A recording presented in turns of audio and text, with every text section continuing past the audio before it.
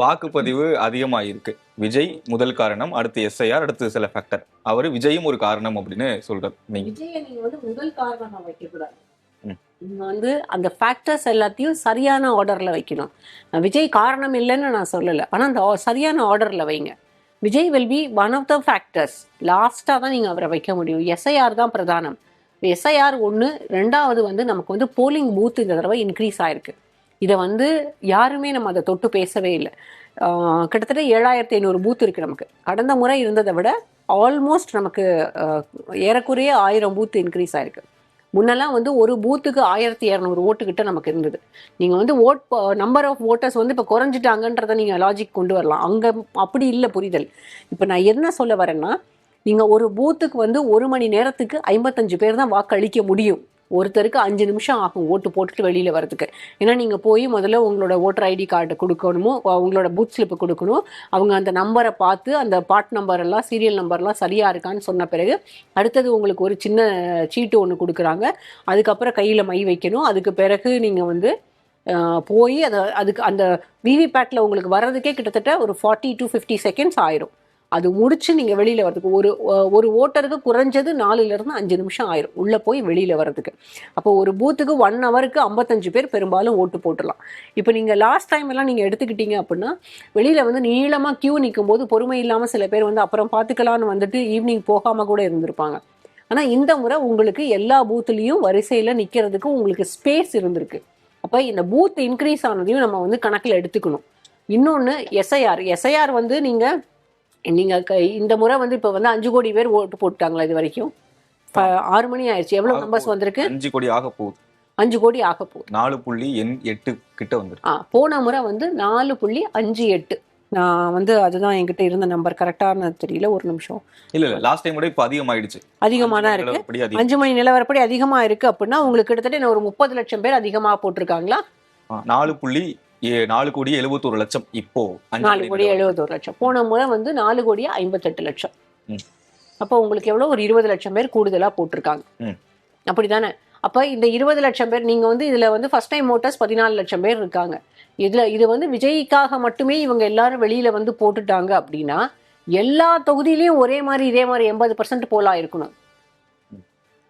எல்லா இடத்துலையும் போலா இருக்கணும். பாக்கெட்ஸ்ல தான் போலா இருக்கு. அப்போ இதை வச்சு வந்து இது விஜய்க்கான ஆதரவு, விஜய் வந்து ஃபேக்டரு, அவர் தான் வந்து காரணம் அப்படின்றத ஒத்துக்க முடியாது. ஒருவேளை வந்து இல்லை கவர்மெண்ட் சேஞ்ச் வருது, ஆங்கர் இருக்குது அப்படின்னாலும் அதுக்கு இது மட்டுமே பத்தாது. இன்னும் பெரிய கோபம் தெரிஞ்சிருக்கணும். நீங்கள் வந்து இதுக்கு முன்னாலே அந்த கோபம் தெரிஞ்சிருக்கும். 2006 தான் ஃபஸ்ட்டு எஸ்ஐஆருக்கு பிறகு வந்த முதல் தேர்தல். என்கிட்ட ஒரு சில நம்பர்ஸ் இருக்குது, நான் அதை மட்டும் சொல்கிறேன். 2006 தேர்தலில் வந்து நமக்கு 2001 தேர்தலில் நமக்கு மொத்தம் இருந்த வாக்காளர்களுடைய எண்ணிக்கை 4,74,74,79,000 வாக்குகள். அதில் வந்து போலானது வந்து 2,80,48,11 வாக்குகள். 59% தான் 2001 போலாகுது.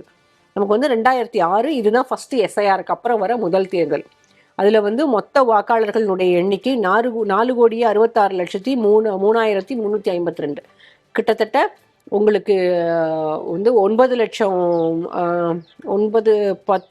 லட்சம் வாக்காளர்கள் கிட்ட குறைஞ்சிடுறாங்க. அப்போ அதுக்கப்புறம் அதில் போலாறது வந்து 3,28,88,449 வாக்காளர்கள் போலாகிறது. அப்போ அது வந்து 70%. ஆனால் அதில் வந்து பர்சன்டேஜ் வந்து நமக்கு எப்படின்னா 11% இன்க்ரீஸ் ஆகுது. 48 லட்சம் பேர் அதிகமாக வாக்களிக்கிறாங்க. இது 2006 போலிங் டேட்டா. அப்போ இந்த டேட்டாவை வந்து நீங்க எப்படி சொல்லுங்க, எப்படி புரிஞ்சுக்கணும்? இப்போ ஃபர்ஸ்ட் எஸ்ஐஆருக்கு அப்புறம் வர டேட்டா. ஃபர்ஸ்ட் வந்து 2001 இருந்ததை விட 2001 வந்து 59% பதிவாகுது. 2006 வந்து ஃபர்ஸ்ட் எஸ்ஐஆருக்கு அப்புறம் வர போல்ஸ். அந்த தேர்தலில் உங்களுக்கு வந்து 70.56% வாக்குகள் பதிவாயிருக்கு. 11% அதிகரிக்குது. ஆனா 11% அதிகரிக்கும் போது அங்க வந்து வாக்காளர்களுடைய எண்ணிக்கை, டோட்டல் ரெஜிஸ்டர்டு ஓட்டர்ஸனுடைய எண்ணிக்கை குறைஞ்சிருது. ஆனா என்னன்னா 48 லட்சம் பேர் அதிகமா வாக்களிச்சிடுறாங்க. புரியுதா? நம்ம இப்ப 2026 என்ன சினாரியோ இருக்கோ அதே தான் அப்போ. அந்த தேர்தலில் என்ன ஆகுது அப்படின்னா விஜயகாந்த்னு ஒரு ஃபேக்டரும் அதுதான் முதல் தேர்தல் அவருக்கு. ஓகே அப்ப நீங்க அந்த தேர்தலை விஜயகாந்துக்காக அவர் சொன்னதுக்காக தான் எல்லாரும் வந்து வாக்களித்தார்கள்னு நீங்க முடிவு பண்ணுவீங்களா? ஓகே நான் உங்ககிட்ட மீண்டும் வரேன். ரகு சார், விஜய் பரப்புரை, விஜய் ஒரு காரணம் அப்படின்றது ஓகே. விஜய் பரப்புரை போன இடங்களா பாருங்க, தூத்துக்குடி, கன்னியாகுமரி, அப்புறம் சிவகங்கை, காரைக்குடி அப்படின்றதுனால இந்த மாதிரியான மாவட்டங்கள்ல எல்லாம் 80% கீழே தான் வாக்குப்பதிவே இருக்கு இப்போ 5 மணி நிலவரப்படி. அப்போ அது அந்த நம்பர் என்ன சொல்லுது? ஓவராலா தமிழ்நாட்டுல அதிகமா இருக்கு, ஆனா விஜய் பரப்புரை போன இடங்கள்ல கம்மியா தானே இருக்கு. அதாவது விஜய்க்கு வந்து தமிழ்நாட்டில் இருக்க 38 மாவட்டங்களையும் ஈக்குவலா பாப்புலாரிட்டி இருக்குன்னு சொல்ல முடியாதுல்ல. அவருக்கு வந்து சில மாவட்டங்கள் அதிகமா இருக்கலாம். அது பரப்புரை இல்லாதுன்னு நான் சொல்றேன். ஜென்ரலா அவரோட பேசிக் பாப்புலாரிட்டியே சில மாவட்டங்கள்ல அதிகமா இருக்கலாம், சிலது கம்மியா இருக்கலாம். ஒரே யூனிஃபார்மா இருக்குன்னு நம்ம சொல்ல முடியாது. 234 தொகுதிகள்லையும் ஒரே மாதிரி தாக்கத்தை அவர் வந்து ஏற்படுத்துவாரு, அப்படின்னா ஒரே மாதிரி பர்சன்டேஜ் ஓட்டு வாங்குவாரு சொல்ல முடியுமா? அதுக்கு வாய்ப்பே கிடையாது. பாப்புலாரிட்டிக்கும் அப்ஸ் அண்ட் டவுன்ஸ் உண்டு. இப்போ அவங்க லட்சுமி சொன்னாங்களா, அதில் நான் ஒரே பாயிண்ட் சொல்ல விரும்புகிறேன். விஜயகாந்த் வந்ததுனால, அப்புறம் எஸ்ஐஆர் பண்ணதுனால அந்த ஒரு வாக்கு சதவீதம் அதிகமானது, ஒரு 10% அதிகமானது. ரொம்ப லோ, 60 கீழே உள்ள தான் ரொம்ப லோவஸ்ட் 2001 வந்தது. அதில் ஒரு ரெஜிம் சேஞ்ச் நடந்த ஒரு தேர்தல் அது. ஜெயலலிதா கம்பேக் கொடுக்குறாங்க. அந்த தேர்தலில் அவங்க வந்து ஒட்டுமொத்த வாக்கு சதவீதமே 60க்கு கீழே. எஸ்ஐஆர் நடந்ததுனால அதை கொஞ்சம் க்ளீனப் பண்ணதுனால ஓட்டர்ஸ் லிஸ்ட்டை உங்களுக்கு வந்து அதிகமாகுது. விஜயகாந்தோட என்ட்ரி ஒரு காரணம். விஜயகாந்த் வந்து எல்லாருக்கும் பிடிச்ச ஒரு நடிகர், ஒரு ஸ்டார். அவர் திமுக அதிமுக எதிர்க்கிறத 2 கட்சியும் வேணான்னு நினைக்கிறவங்க வந்து அவருக்கு வாக்குகள் போட்டாங்க. நான் வந்து திமுகவுக்கு மெஜாரிட்டி கிடைக்காம போனது கூட விஜயகாந்தான காரணம்.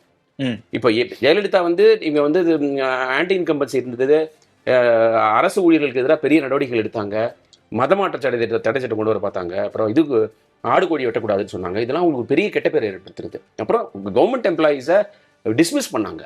அப்புறம் 2004 தேர்தலில் படுதோல்வி, 39 out of 39 தோத்துருந்தாங்க. அதுலேருந்து ரெக்கவர் ஆகி உங்க 65 சீட்டு ஜெயிச்சதே பெரிய விஷயம்.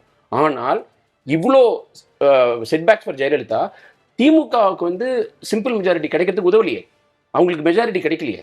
அதற்கு காரணம் விஜயகாந்த் உள்ள வந்தது தானே. அவர் கொஞ்சம் வாக்குகள் நான் வந்து டிஸ்மிஸ் பண்ணல ரகு, நீங்க சொல்றது வந்து சரிதான். இப்போ ரகு வைக்கிற ஆர்கியூமெண்ட் சரி. நான் வந்து 2006ஐயும் 2026ஐயும் தான் நம்ம கம்பேர் பண்ண முடியும்னு சொல்றேன்.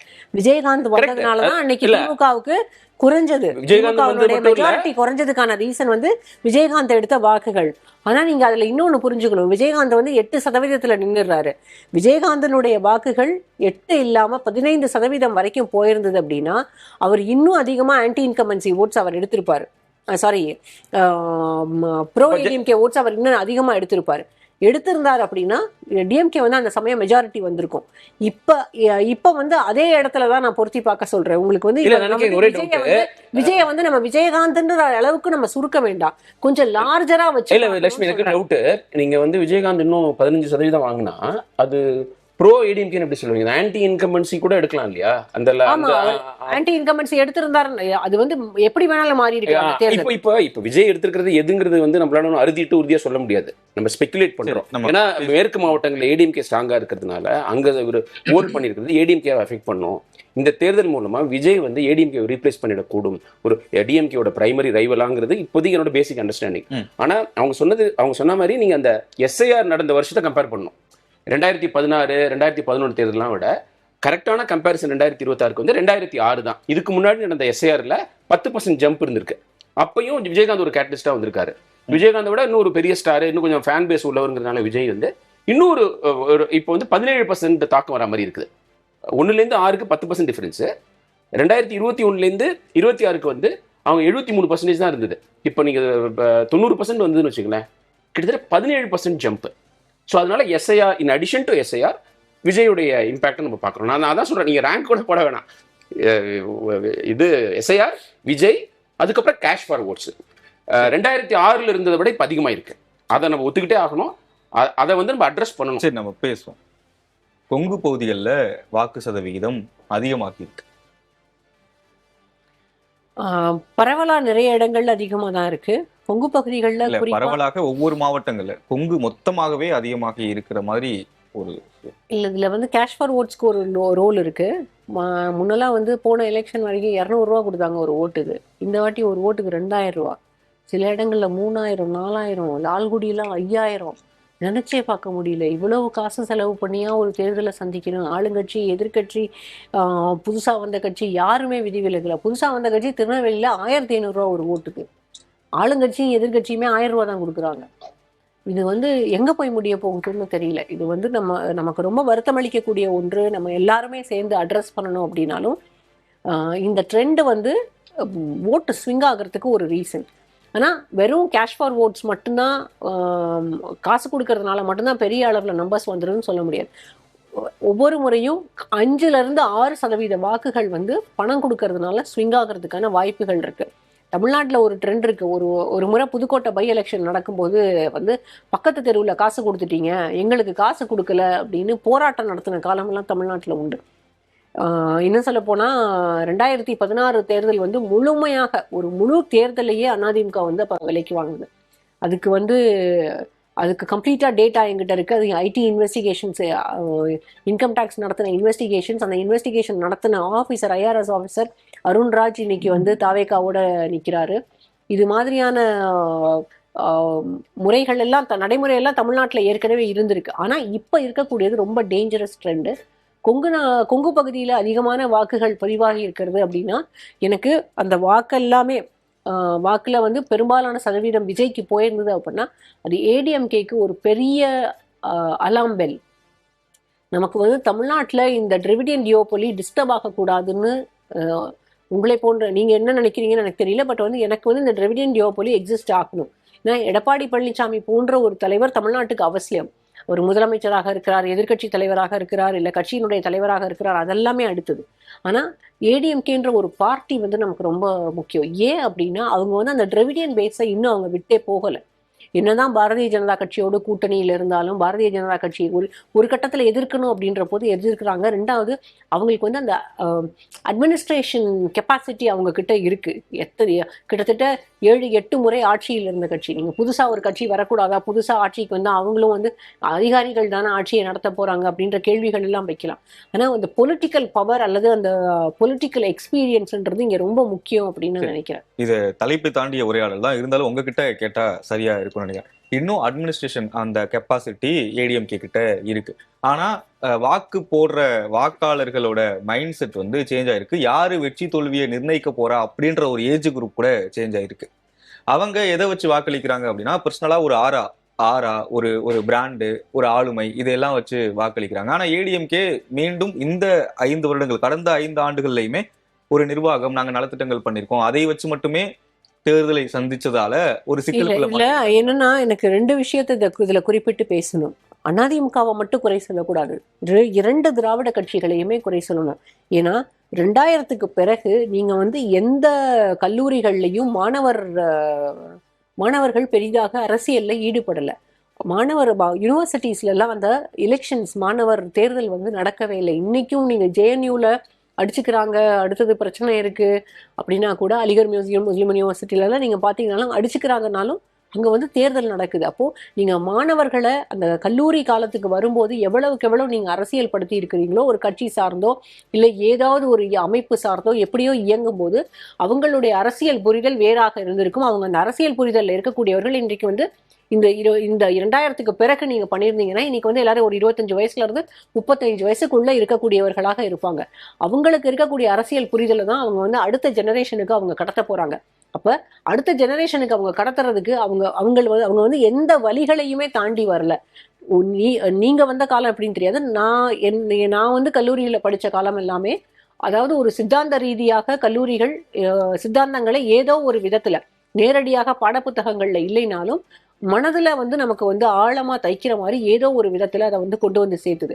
இன்னொன்று வந்து நமக்கு வந்து ஒரு ஃபர்ஸ்ட் ஜென்ரேஷன் படிக்கிறோம், இல்லை இதுக்கு முன்னால் இருக்கக்கூடியவர்கள், நம்மளுடைய பெற்றோர்கள் வந்து அவங்களுடைய படிப்போ அவங்களுடைய வருமானமோ குறைவாக தான் இருந்தது, இல்லை வந்து அந்த ரிசர்வேஷனுக்கான போராட்டம் இருந்தது. இது எல்லாத்தையும் தாண்டி வந்த ஜெனரேஷன் வந்து அவங்களுக்கு அந்த அரசியல் புரிதல் இருந்தது, யார் நம்மை ஆளணுங்கிறது இருந்தது. இன்னைக்கு வந்து நீங்க எல்லாமே உங்களுக்கு உங்க போன்லயே உங்க கையிலேயே கிடைச்சிருது. ரொம்ப ஈஸியா எல்லாம் கிடைக்கும் போது அவங்க என்ன செஞ்சாங்க, அவங்க அந்த சித்தாந்தம் நமக்கு என்ன செய்யுது அப்படின்றது யாருக்குமே தேவையில்லை. அடுத்த காரணம் இன்ஸ்டாகிராம். நான் வந்து ரொம்ப பெரிய அளவுல குறை சொல்லக்கூடியது இந்த சோஷியல் மீடியாவை தான். வெறும் இன்ஃப்ளூயன்சரை வச்சு வந்து காசு கொடுத்து இன்ஃப்ளூயன்சர்ஸ் மூலமா வெறும் 1 நிமிஷத்துக்கு ரீல் போட்டு இன்னும் சொல்ல போனா கடைசி நாள் அவர் வந்து பிரச்சாரத்துல பேசுறாரு, குழந்தைகள் வீட்டுல நீங்க வந்து சாக்லேட் வாங்குறதுக்கு நீங்க அழுவீங்கல்ல உங்க அம்மா அப்பா கிட்ட கேட்டு அடம் பிடிச்சு அழுவீங்க தானே, அதே மாதிரி இப்ப வந்து விஜய் மாமாக்கு ஓட்டு போட சொல்லி நீங்க அழுங்க அப்படின்னு சொல்றாரு. இது வந்து வெப்பனைஸ் பண்றது, இது பெரிய கிரைம். இது ஆக்சுவலா இதை வந்து அவர் செய்திருக்க கூடாது.